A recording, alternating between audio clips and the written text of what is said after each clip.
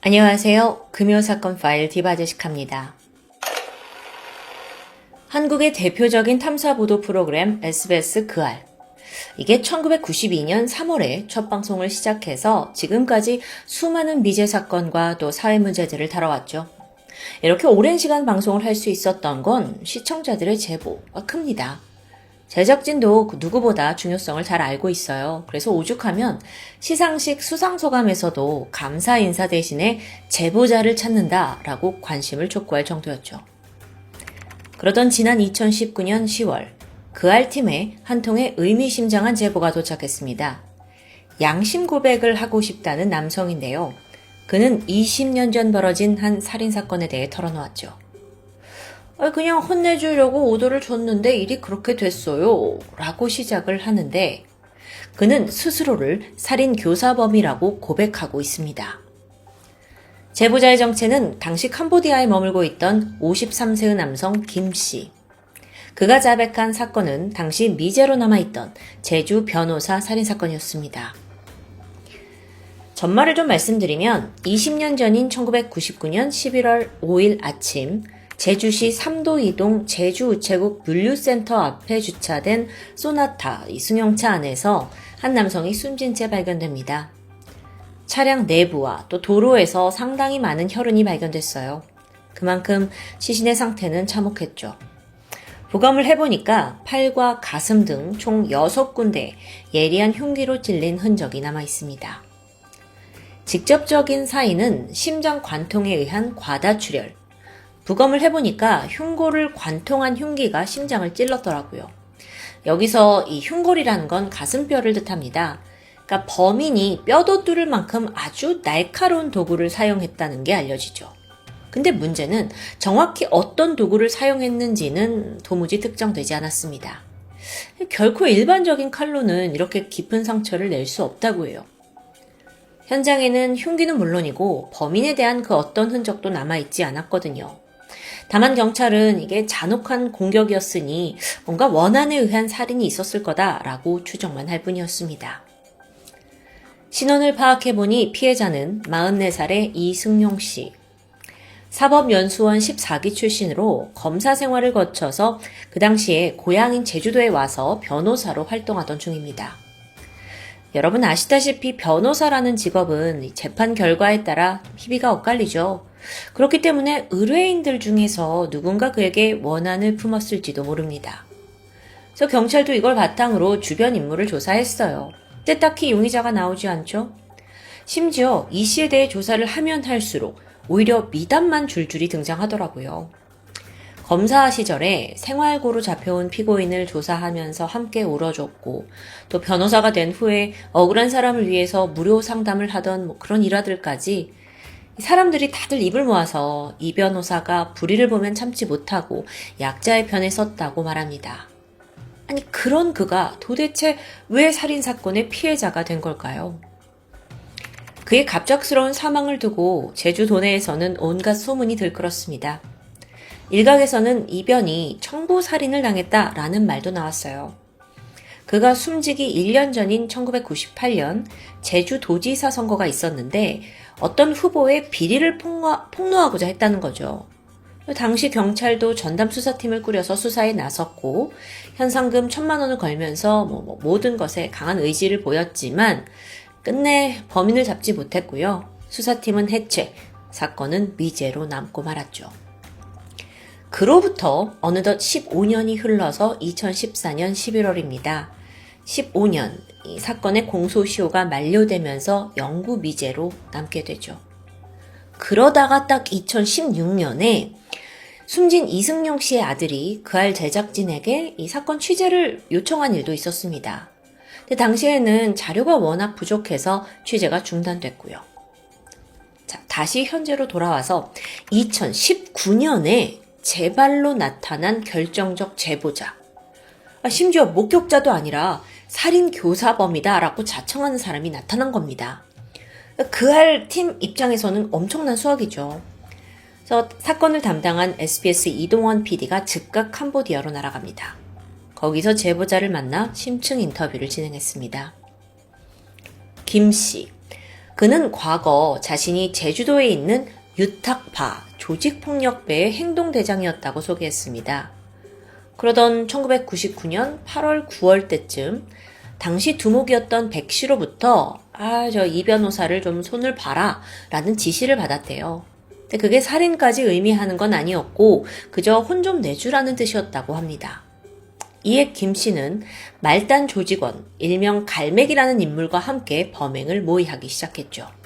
이때 둘은 이 변호사가 검도 유단자다라는 소문을 듣고 아주 날카로운 흉기를 준비했습니다. 과도 형태의 칼인데 아주 얇고 예리하게 깎아서 만든 좀 특수한 흉기였죠. 근데 김 씨는 정작 그때 당시 범행은 내가 아니라 갈매기 혼자 저지른 거다라고 주장하는 거예요. 자기는 그저 그냥 칼로 허벅지 공격해 라고 지시만 했다는 거죠.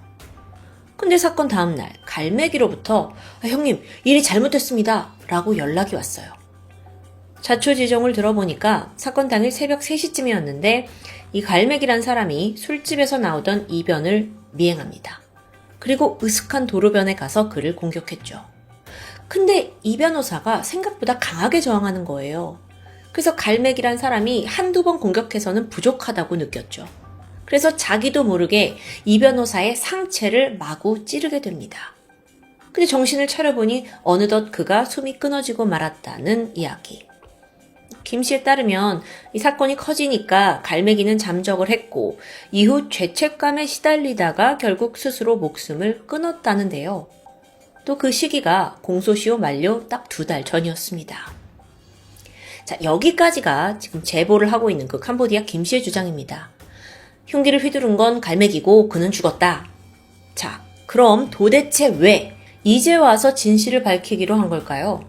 이미 공소시효 지났으니까? 이 의문에 김 씨는 내가 사실 그간 유가족에게 미안한 마음이 계속 들었다 라고 밝힙니다. 어쨌든 자기도 범죄에 가담했으니 더 늦기 전에 사과를 하고 싶다는 거죠. 물론 처벌은 받지 않겠지만 말이에요. 이제 중요한 건 과연 어디까지 이 김 씨 주장을 믿을 수 있냐는 거겠죠. 그알 제작진은 바로 한국으로 돌아와서 본격적인 사실 검증에 돌입했어요. 먼저 프로파일러들의 의견을 좀 들어볼까요? 이들은 김 씨의 주장을 듣더니 이게 꽤나 구체적인 내용들이 많습니다 라고 분석했어요.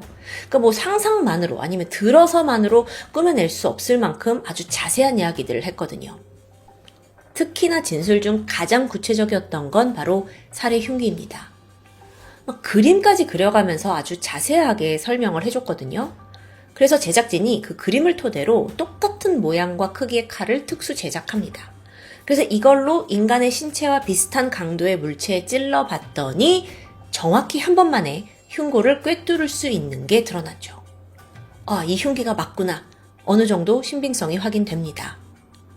그럼에도 제작진은요, 어딘가 좀 석연찮음을 느꼈다고 해요.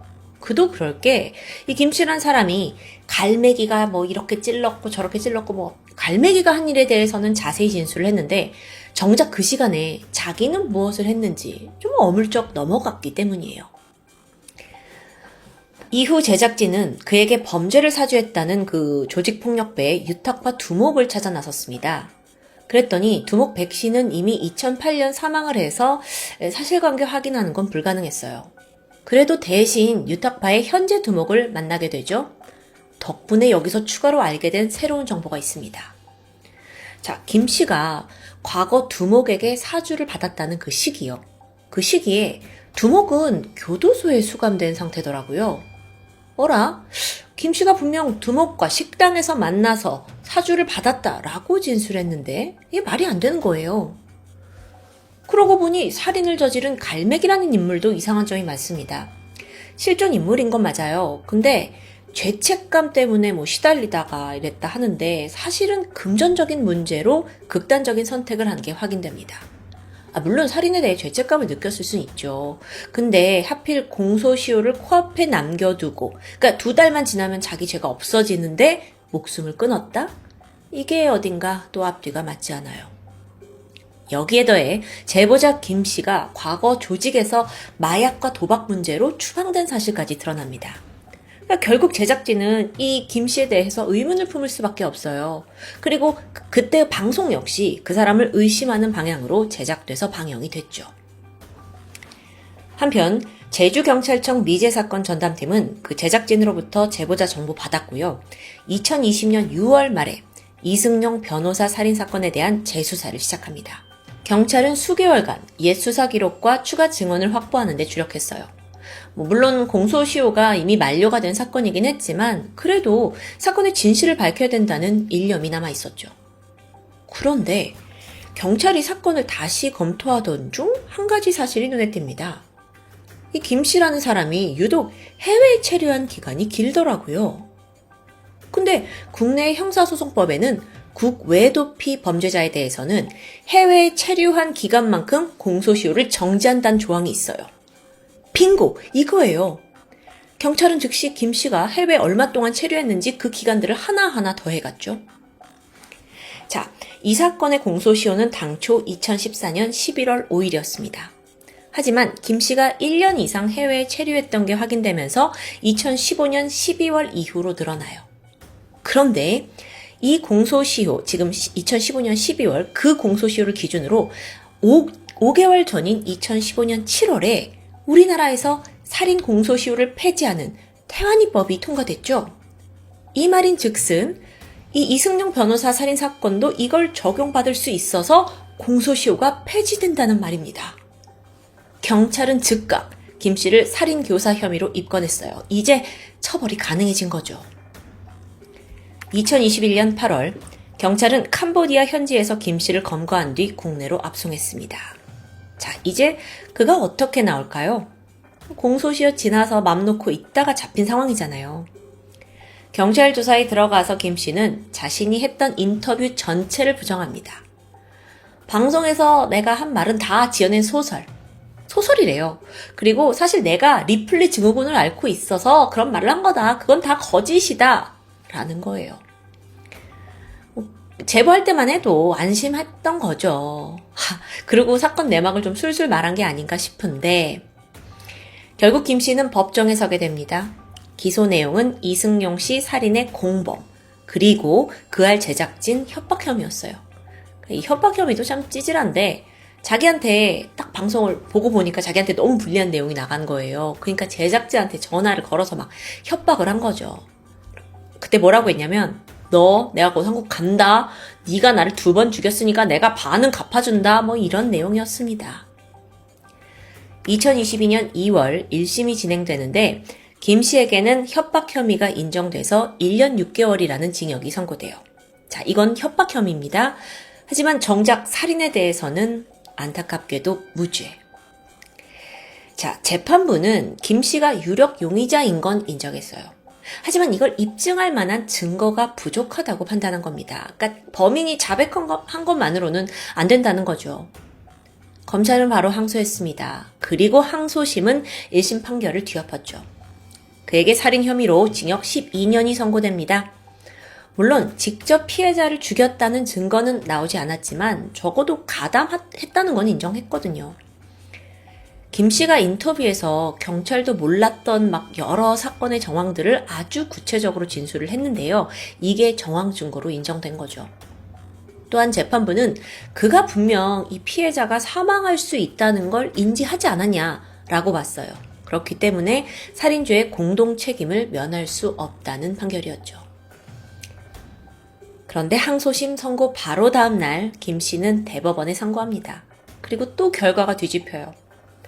대법원은 이 사건을 그 1심 때와 비슷한 취지로 판단했어요. 이 객관적인 증거가 부족하다. 그래서 아예 사건을 파기환송합니다.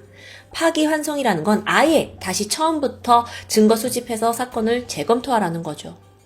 시간이 꽤 걸려요. 그렇게 2년이 넘도록 엎치락 뒤치락 숨막히는 법정 다툼이 이뤄졌죠. 그리고 마침내 2023년 7월 다시 재판이 열렸습니다. 김 씨에게 내려진 최종 판결은 무죄. 당시 재판부는 본인의 진술이라는 이 간접 증거만으로 살인 고의나 공모 사실을 인정하기 어렵다고 판시했습니다. 그렇게 일사부재리 원칙에 따라 이제 김 씨는요, 이승용 씨 사건과는 무관한 사람이 돼버린 거예요. 아시겠지만 일사부재리라는 건 확정 판결이 난 사건은 다시 재판하지 않는다는 원칙입니다. 이게 너무 허탈하죠. 유가족의 마음은 어땠을까요? 이 김 씨는요, 분명 자기 입으로 내가 범행을 지시했다라고 말했습니다. 또 자기 손으로 범행 흉기를 그려 보이기까지 했고요. 그런데 이 사람이 범행과 무관하다라는 판결은 많은 분들이 허탈해했고 화도 납니다. 하지만 증거가 부족해요. 유가족에게 미안해서 자백을 한다던 김 씨. 그런데 무죄 판결을 받은 후의 인터뷰에선 도리어 내가 억울하게 마녀 사냥을 당했다라면서 울분을 토하는 모습을 보였습니다. 사건의 범인부터 배우까지 사실 이 사건이 굉장히 국내에서 유명하긴 하지만 그 하나하나 이제 살펴보면 어느 것 하나 시원하게 해결된 게 없어요. 정말 고구마 먹은 듯이 꽉 속이 막힌 기분이죠.